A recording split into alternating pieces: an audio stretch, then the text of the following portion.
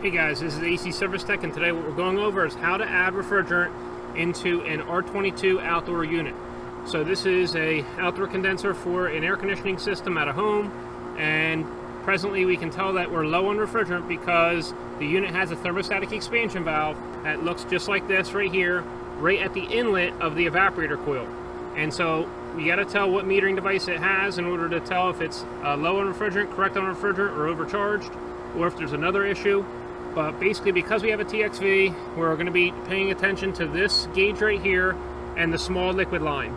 So we have a pressure reading of about 175 psig. We bring that in and we're reading about 92.5 or so. On the liquid line right here, so we have this temp sensor T1 right here taped onto the small liquid line. We're reading 92 degrees. So we have 0 to 0.5 degrees of subcooling. Up on the rating plate it's calling for 10 degrees of subcooling, so we know that we are low on refrigerant since we have a low subcooling. If a unit had a fixed orifice such as this is a piston inside this piston chamber, or this is capillary tube, you need to pay attention to superheat, which is done on this gauge right here and right on the suction line. But anyway, we need to go ahead and add refrigerant to be able to increase subcooling. What will happen is we're going to have to put R-22 into the low side right here, and a little at a time. And what's going to happen is this pressure should rise.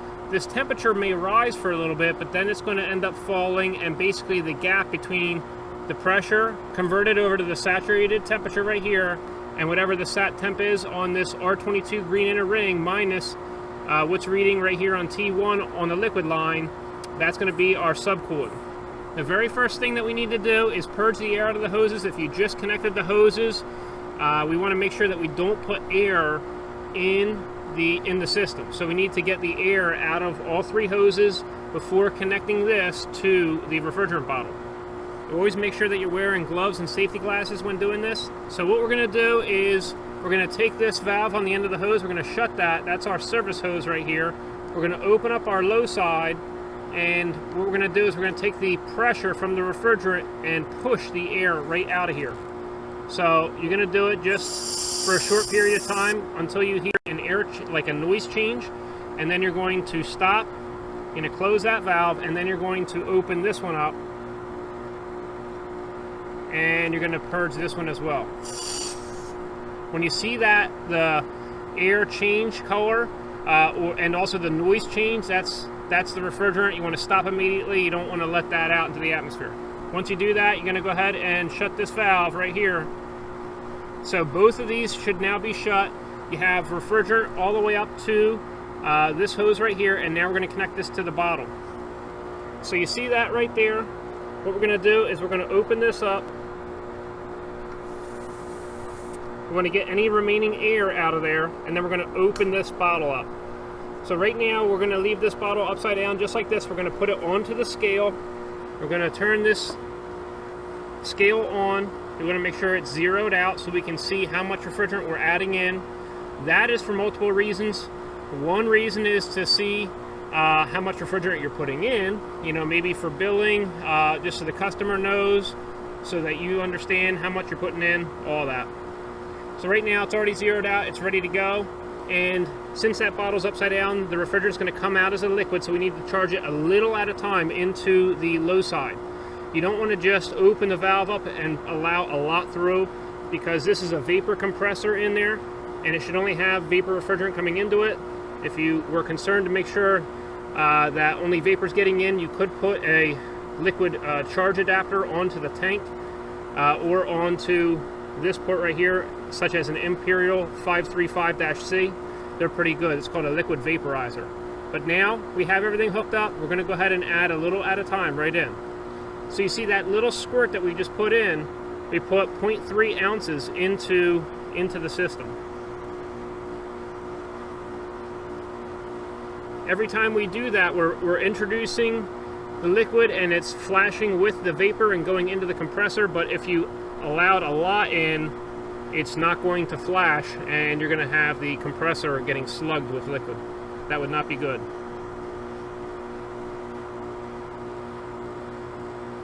We're going to need to get some refrigerant into this, and as we do that, this pressure should rise and the sat temp should rise. We know we're really low on refrigerant, but if we were close, we wouldn't just keep charging. We would wait maybe 2 minutes between adding refrigerant just to see what changes are taking place with our subcooling readings, but we do know that we're very low on refrigerant right now. You also want to make sure that if you don't have an isolation port on your scale, maybe you tuck this yellow hose where it comes out of the tank at, put it underneath of the scale or something so that you don't move it. If you do move it, your weight's going to get thrown off and you're not going to know how much you're actually putting in.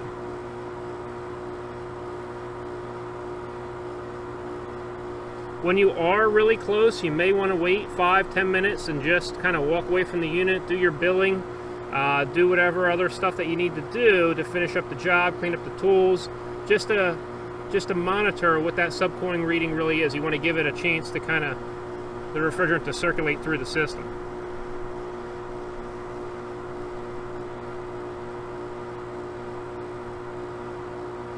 Presently we're at about 93 degrees right here. I know you're looking down at it, so it may look like 92, but we're at about 93 right now. So 93 minus 91, so we have about 2 degrees of subcooling, so our subcooling has increased, which is good.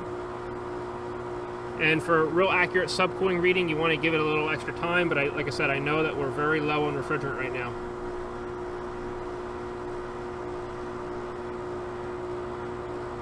If as you're adding refrigerant into the system, you hear the compressor noise change or something, then that means you're putting liquid into the compressor. You need to change what you're doing there. Don't add as much refrigerant into the system at a time.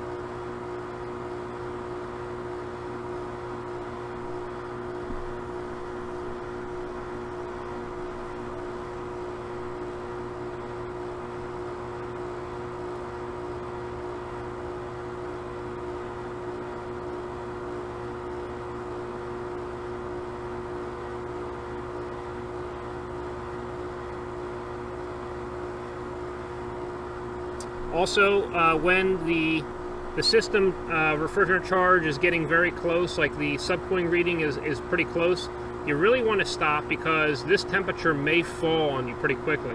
It may all of a sudden just go ahead and drop. So that may happen if you get close to the subcooling reading, so you want to give it a little bit more time at that point. I've added 10 ounces in so far.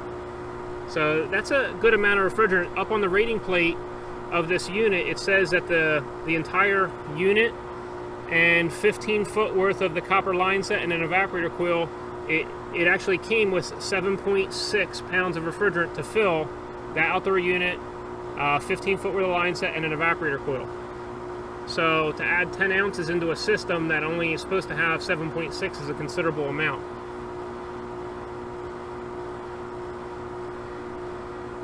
So this is what you would do after fixing a leak, you know, or if you just installed a unit and it's low on refrigerant, you're adding refrigerant in. You want to make sure that the system has good airflow, that the filter's clean, and you have the dip switches set correctly if there are dip switches. Right now we're reading about 93.5 or so, and let's just call that 89. So we have 4.5 degrees of subcooling. We're going to add a little bit more. We are getting there.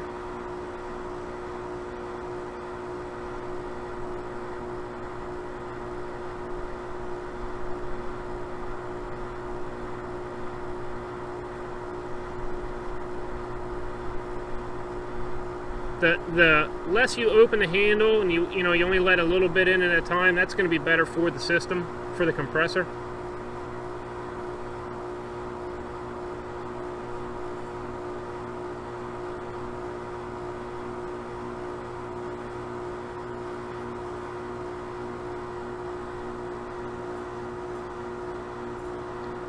I wouldn't keep adding like I am right now just due to getting an accurate subcooling reading, but I do realize we are very, very low on refrigerant.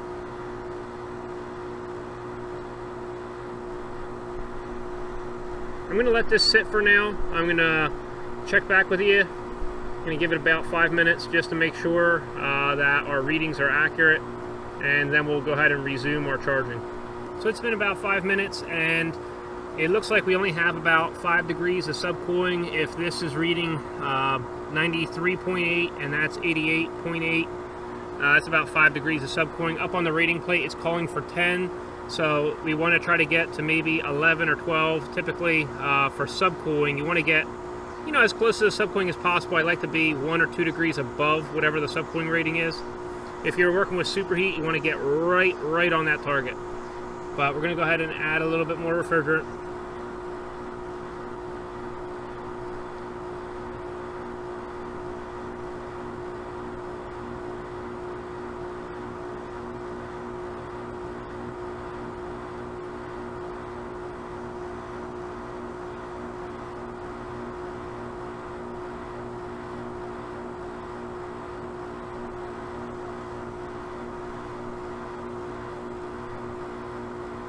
So almost a pound now. We got about 15 ounces in.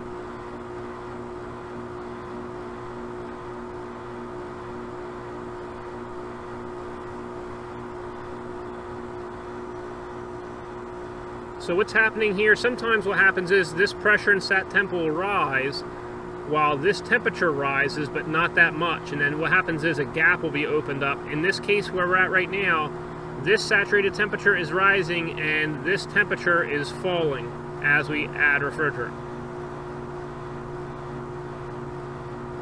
So like I said, sometimes when you add refrigerant, this temperature will rise at first, but then will eventually go down a little bit.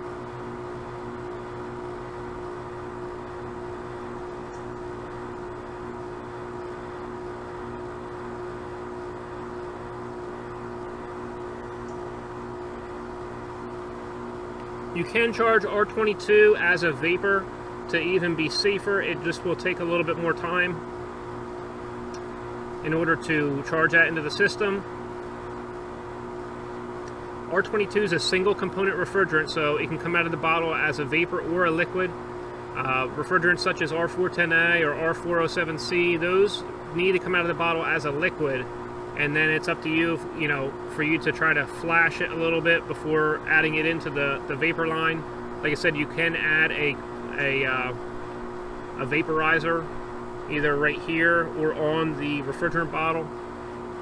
It basically acts like a little restriction in order to change it from a liquid into at least saturated state. Saturated state means liquid and vapor both at the same time.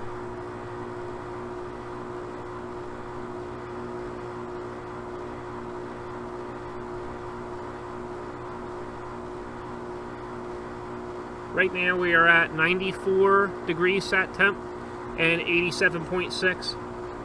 So that is 6.5 degrees of subcooling.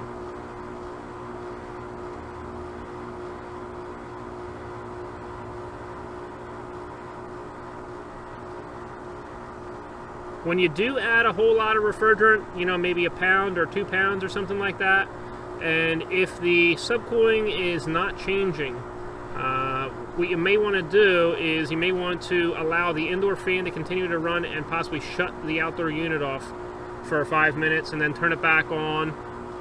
If it has a TXV, you want to wait 5 to 10 minutes once it's on in order to check the refrigerant charge level. Sometimes you do need to do that if you add a whole lot of refrigerant.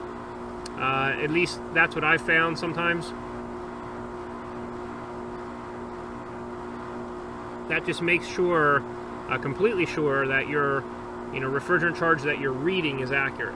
Sometimes it just does not add up correctly when you add that much refrigerant too quickly.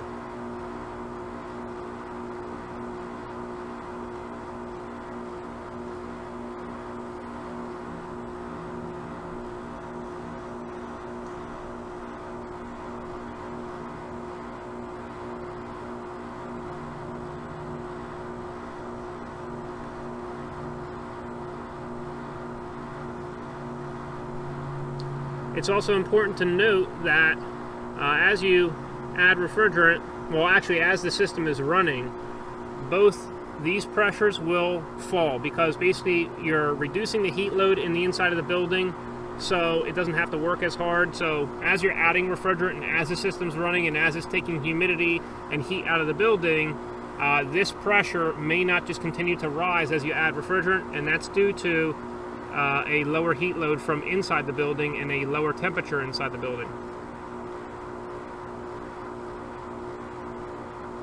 So that's why this pressure and sat temp is not just rising as we're adding refrigerant. It's kind of staying where it is. It's rising a little bit, but not a lot.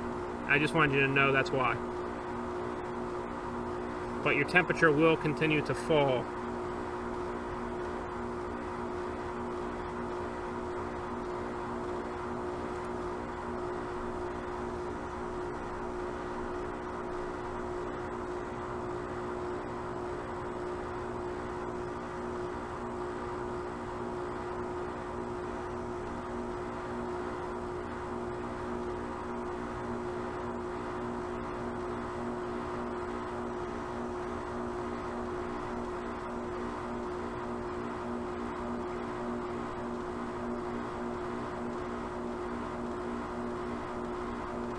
So right now our high side pressure has fallen a little bit, but we're about 93 to 94 right there. So we're still at about that same 6 degrees of subcooling. Let's go ahead and let this sit for a little while longer. We have a pound and 6.7 ounces in, so let's just go ahead and let it run for a little bit, and I'll check back up on it in a couple minutes. So right now we're at about 95 degrees sat temp, 95 minus 88, and we have about 7 degrees of subcooling. It's been about 4 minutes so far. It's been about 5 minutes, and you see that we're reading right about 96 degrees right here, and we have 88 right here. So we have about 6 degrees of subcooling. So we're going to continue to add refrigerant.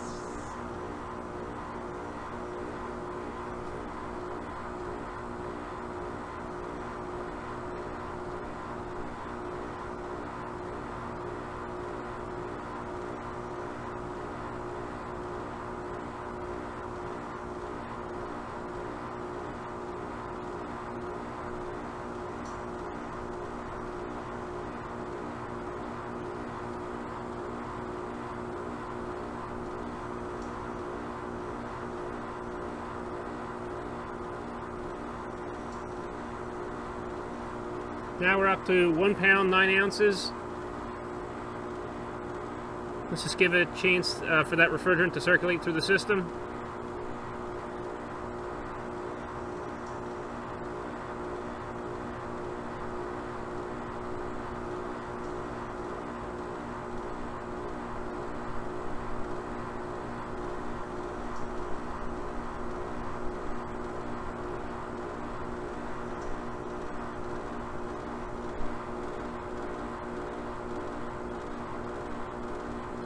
So right now we're at about 97 and 89, so we have 8 degrees of subcooling.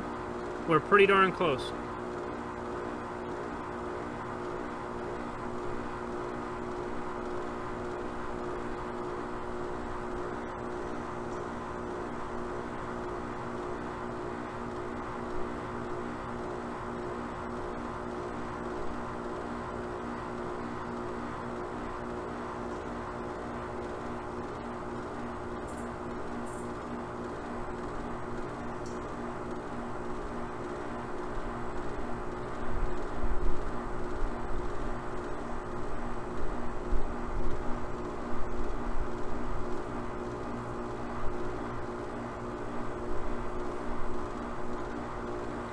We're reading about 99 right here, saturated temperature, minus 89.5, and we have just about, well actually this has dropped a little bit, so 98 minus 89, so we get about 9 degrees of subcooling.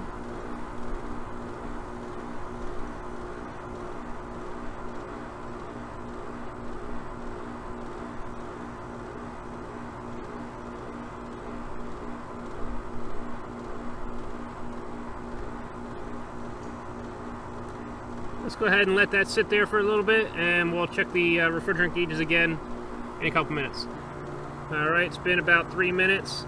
Let's go ahead and add a little bit more.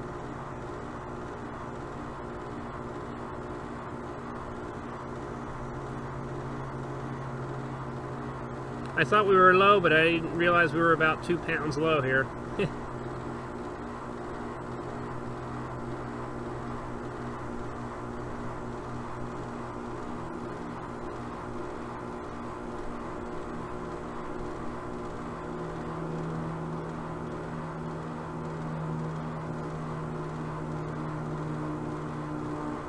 Another thing is, if you add refrigerant and you notice the pressure is not changing at all on the high side, then what could have happened is this valve core depressor that's inside right here may not be pushing in on the valve core inside. So that could be another issue if you're charging, but then you're not really seeing any movement on that gauge whatsoever.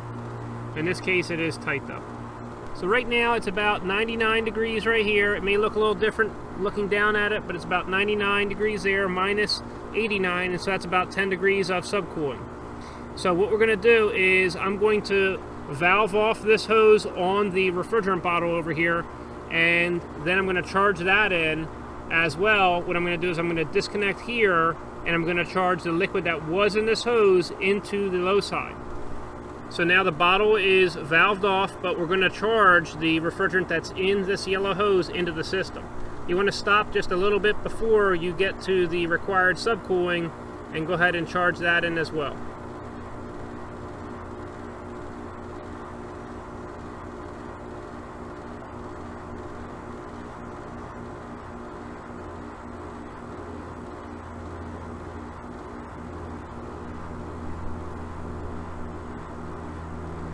Alright, so as you can see, that's all the liquid refrigerant that was in that yellow hose from the bottle.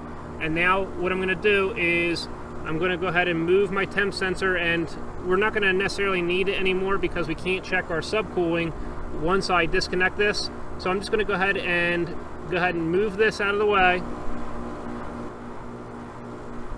I'm going to move this.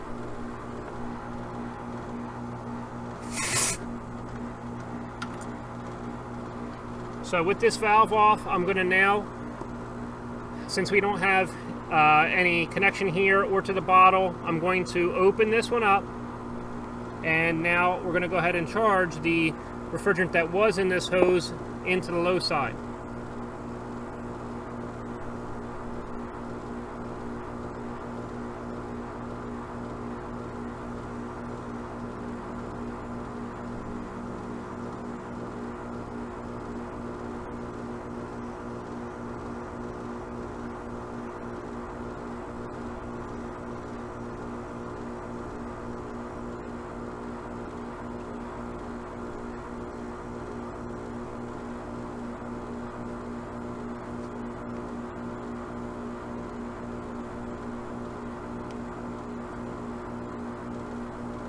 So now that that pressure and this pressure is matching, we can go ahead and shut these handles.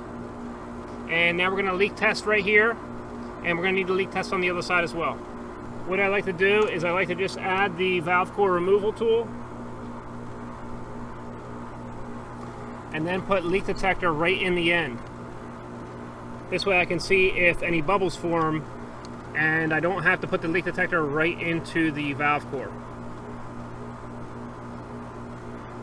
After about a minute and you don't have any bubbles, then that valve core that's in right here, it is reseated, everything's good, and there's no leaks. Alright, it's been about a minute. So we can go ahead and disconnect this, and this can be blown out with compressed air or nitrogen, but basically going to do this on the other side as well, and then you'll put the caps on.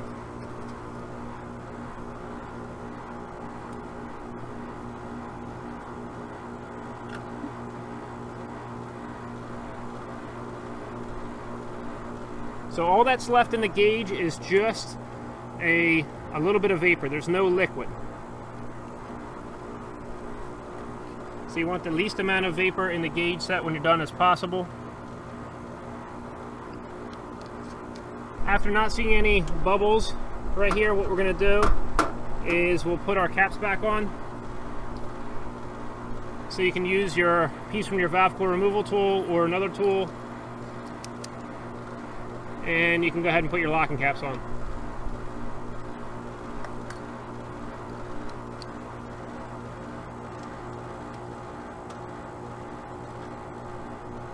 All the tools used in this video are linked down in the description below. And if you want to help support this HVACR training channel, click right here. If you want to subscribe, click right here. If you want to see another HVACR training video, click right here. Hope you enjoyed yourself, and we'll see you next time at AEC Service Tech channel.